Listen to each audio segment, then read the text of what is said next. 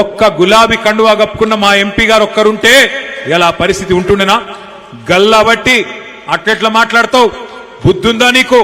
1200 మంది ఆత్మ బలిదానాలతో వచ్చిన తెలంగాణ ఇది అని చెప్పి నిలదీయకపోతుండేనా? దయచేసి ఆలోచించాలని చెప్పి నేను కోరుతా ఉన్నా. ఇవాళ తెలంగాణకు అన్యాయం జరిగినా, తెలంగాణను అవమానించినా, తెలంగాణను ఇష్టం వచ్చినట్టు మాట్లాడినా అక్కడ మాట్లాడేందుకు ఈ గులాబీ కండువా కప్పుకున్న వాళ్ళు లోక్సభలో లేరు. అందుకే పెద్దలు చెప్తారు, ఎట్టి పనికైనా మట్టి పనికైనా మనోడు ఉండాలి.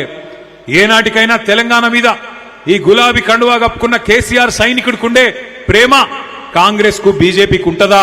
మీరందరూ కూడా ఆలోచించాలి, ప్రజలకు చెప్పాలని చెప్పి కూడా నేను విజ్ఞప్తి చేస్తా ఉన్నా.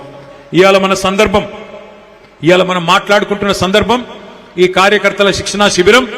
3 ముఖ్యమైన ఆలోచనలతోని ఈ కార్యక్రమాన్ని మనం పెట్టుకున్నాం.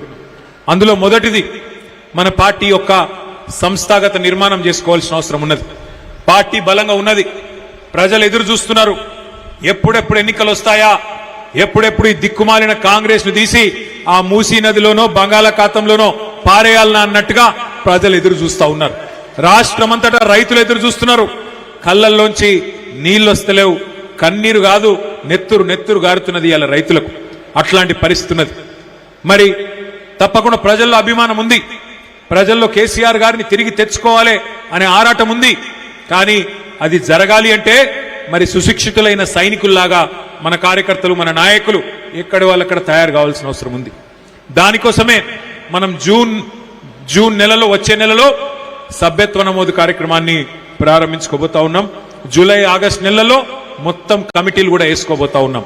ఆ తర్వాత కమిటీలు వేసుకొని బ్రహ్మాండంగా మరి సుశిక్షితులైన సైనికుల్లాగా మిమ్మల్ని తీర్చిదిద్దడానికి అంబర్పేట నియోజకవర్గంలోని మరి ఒక ఎంపిక చేసిన 1000-1200 మంది కార్యకర్తలకు మంచి శిక్షణ కూడా ఇవ్వడం జరుగుతుంది.